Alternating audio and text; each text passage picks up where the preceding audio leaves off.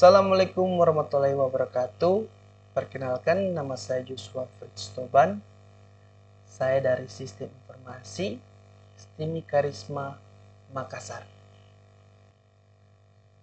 Saat ini saya akan menjelaskan tentang teknologi web.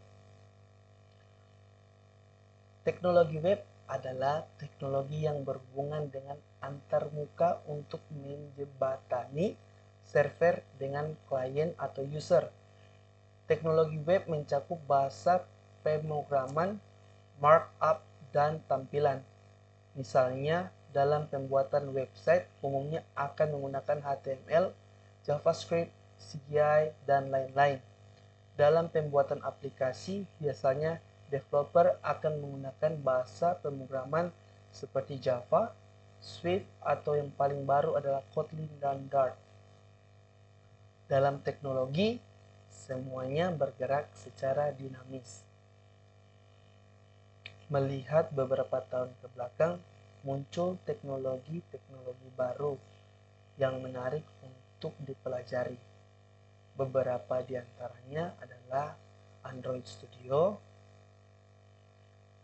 PHP Programming, HTML5, blogging, desain grafis, voice search optimization, API First Development. Oke, yang pertama saya akan jelaskan tentang Android Studio IDE. Adalah Integrated Development Environment untuk mengembangkan aplikasi Android. Android Studio dapat dikatakan sebagai the next generation dari Eclipse. Yang membedakannya adalah Android Studio memiliki fitur yang tidak dimiliki oleh Eclipse. Selain itu, tampilannya lebih baik dibandingkan dengan Eclipse. Android Studio menawarkan banyak fitur yang meningkatkan produktivitas Anda dalam membuat aplikasi Android, seperti sistem build berbasis Gradle yang fleksibel, emulator yang cepat dan kaya fitur. Selanjutnya, lingkungan terpadu tempat Anda bisa mengembangkan aplikasi untuk semua perangkat Android. Selanjutnya, terapkan perubahan untuk melakukan push pada perubahan kode dan resource ke aplikasi yang sedang berjalan tanpa memulai ulang aplikasi. Selanjutnya, template, kode, dan integrasi GitHub untuk membantu Anda membuat fitur aplikasi umum dan mengimpor kode sampel. Selanjutnya, framework dan alat pengujian yang lengkap. Selanjutnya, alat link untuk merekam performa, kegunaan, kompatibilitas versi, dan masalah lainnya. Selanjutnya, dukungan C++ dan NDK. Selanjutnya, dukungan bawaan untuk Google Cloud Platform yang memudahkan integrasi Google Cloud Messaging dan App Engine. Selanjutnya, PHP Programming adalah singkatan dari Hypertext Processor, yaitu bahasa pemrograman yang dapat digunakan untuk mengembangkan website yang merupakan bagian dari bahasa script, misalnya JavaScript atau Python. Sejak populer sekitar tahun 2000-an, sudah banyak buku yang mengajarkan tentang bahasa PHP ini. Secara umum, fungsi PHP adalah digunakan untuk pengembangan website. Baik website statis seperti situs berita yang tidak membutuhkan banyak fitur, ataupun website dinamis seperti toko online dengan segudang fitur pendukung. Namun, penggunaan PHP tidak terbatas pada pengembangan website saja, karena fleksibilitasnya yang tinggi. PHP juga bisa digunakan untuk membuat aplikasi komputer sekalipun. Selanjutnya, HTML5 adalah bahasa markup untuk menampilkan isi dari sebuah website. HTML5 adalah jenis kelima dari versi HTML. Tampilan website biasanya menggunakan kombinasi dari HTML, CSS, dan JavaScript untuk membangun website yang dinamis dan cantik secara tampilan. HTML5 sebenarnya adalah hasil kerjasama antara W3C dan WordWeb. Mereka sepakat dan bekerja sama untuk menciptakan versi terbaru dari HTML. Dari hasil kerjasama itu menghasilkan beberapa aturan. Yang pertama, penggunaan plugin eksternal dikurangi, misalnya Flash Player. Yang kedua, penanganan error dipermudah. Yang ketiga, proses pengembangan bisa dilihat dari publik. Keempat, fitur baru harus berbasis HTML, CSS, DOM, dan JavaScript. Beberapa framework HTML5 yang tersedia saat ini adalah React, Angular, Bootstrap, Foundation, Skeleton, HTML5, Boilerplate, React.js, dan sebagainya. Selanjutnya saya akan menjelaskan tentang blogging. Adalah sebuah aktivitas mengelola sebuah weblog atau blog. Kontennya dapat berupa teks dan gambar agar mampu dikunjungi banyak orang. Ada beberapa platform blogging yang populer saat ini, misalnya WordPress dan Blogger. WordPress memungkinkan kita untuk mengembangkan tema baru atau plugin, sedangkan Blogger tidak. Namun kita dapat membuat tema baru dan widget serta Blogger API yang memfasilitasi programmer untuk mengintegrasikan Blogger ke aplikasi blog kita. Apa perbedaan blog dan website? Banyak orang yang menganggap keduanya sebagai hal yang sama. Terlebih lagi ada banyak perusahaan yang menggunakannya di saat bersamaan, sehingga perbedaan dua format ini cukup membingungkan. Memang sepertinya susah untuk membedakan kedua platform tersebut, tapi sebenarnya ada poin-poin khusus yang menjadikan blog website berbeda. Kalau blog, seperti yang telah kami sebutkan sebelumnya, memiliki konten yang harus terus update dan dikelola. Lebih jauh lagi, Anda harus menggunakan desain yang menarik untuk mencuri perhatian audiens dan memaksimalkan potensi. Salah satu contohnya adalah dengan mengaktifkan kolom komentar sehingga pengunjung situs bisa menuliskan pikiran atau kritikannya. Sedangkan website di sisi lain cenderung statis, tidak harus selalu up to date. Saat masuk ke sebuah blog, Anda pasti melihat bahwa kontennya selalu baru. Hal ini berbeda ketika mengunjungi sebuah website. Anda akan lihat bahwa hampir semua sama, tidak ada perubahan. Selain konten yang harus terus diperbaharui, ada cara lain untuk melihat perbedaan blog dan website.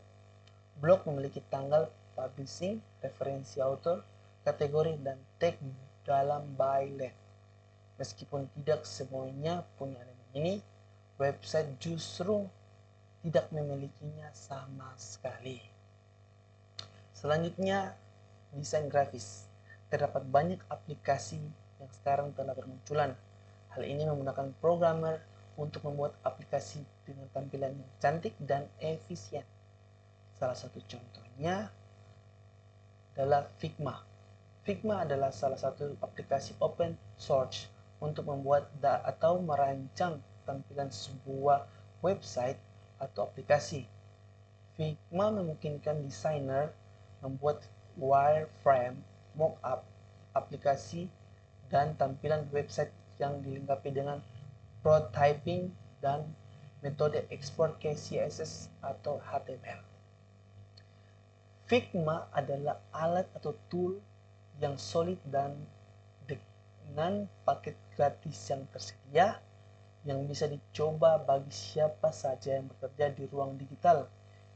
Ini termasuk dalam kemampuannya untuk membantu para desainer dan penggunaannya dalam kemudahan pemasaran produk atau desain mereka kepada klien dan calon pemberi kerja. Secara umum, Figma paling dihargai dan digunakan oleh mereka yang bekerja dalam tim yang lebih kolaboratif dan aktif, menampilkan keunggulan banyak fitur, alat desain, prototipe proyek sejenis, tidak memiliki fitur kunci, serta kemampuan seperti Figma, sehingga Figma menjadi pilihan utama jika dibandingkan dengan lain. Fitur-fitur Figma terbukti dapat menghemat waktu desainer dan membuat proyek serta kerjasama dalam bentuk tim berjalan lebih lancar. Selanjutnya, Voice Search Optimization yang masih jarang dimanfaatkan oleh orang Indonesia. Home speaker pintar dari Amazon, Apple, atau Google bukan barang yang dicari. Memang fitur Google Assist atau Siri terpasang secara default di perangkat Android atau iPhone, tapi karena terkendala oleh masalah bahasa, masih jarang juga orang Indonesia yang memakai fitur ini. Walaupun begitu, seiring dengan berjalannya waktu, all dari masing-masing voice assist tentunya akan semakin pintar karena terus mempelajari bahasa selain bahasa Inggris. Voice Search Optimization merupakan metode optimasi halaman web agar pengguna dapat melakukan interaksi dengan halaman web tersebut melalui suara. Sebenarnya, Voice Search Optimization memiliki tujuan yang mulia, yaitu agar semua web dapat menjangkau siapa saja, termasuk tunanetra. Dalam Voice Search API terdapat dua komponen, yaitu Speech Recognition dan Speech Synthesis. Selanjutnya, API First Development adalah singkatan Application Programming Interface yang merupakan sebuah interface yang dapat menghubungkan aplikasi satu dengan aplikasi lainnya. Konektivitas antar aplikasi tentunya sudah menjadi suatu hal yang semestinya di zaman di mana hampir semua orang menggunakan aplikasi dalam aktivitas sehari-hari. Integrasi antar dua aplikasi atau lebih ini biasanya sering dimanfaatkan oleh website e-commerce dengan melakukan integrasi pembayaran, pengiriman, lokasi, ataupun kurs mata uang. Semuanya memanfaatkan teknologi yang disebut Application Programming Interface atau API. Jenis-jenis API. Yang pertama, Public API, Private API, 3 Partner API, 4 Composite API. Public API sering disebut dengan Open API. Sesuai dengan namanya, API ini bisa digunakan oleh siapa saja dalam lintas platform. Selain itu, jenis API ini paling mudah digunakan. Anda cukup mendaftar atau langsung memanfaatkannya di aplikasi Anda. Contohnya API untuk Google Maps dan API untuk data COVID Indonesia. Private API berbeda dengan Public API. Private API tidak terbuka untuk pengguna umum. Biasanya API jenis ini dibuat untuk keperluan internal dalam pengembangan aplikasi tertentu. Misalnya API dari back-end yang digunakan untuk mengakses front-end dari sebuah website atau aplikasi untuk pengembangan aplikasi mobile. Selanjutnya, Partner API. Partner API bisa digunakan untuk kepentingan umum, tapi sebatas pihak yang sudah memiliki izin penggunaannya. Seperti halnya Public API, Anda perlu mendaftar kepada penyedia API terlebih dahulu, kemudian menggunakannya hanya di aplikasi tertentu sesuai perjanjian. Contohnya API Pinterest. Selanjutnya, Composite API. Composite API merupakan API yang menyimpan data dari berbagai server atau hosting dalam satu tempat. Tentunya, hal tersebut sangat menghemat waktu bagi pengguna. Itu karena pengguna bisa mendapatkan berbagai jenis data hanya dalam sekali akses. Manfaat API memudahkan aplikasi yang fungsional.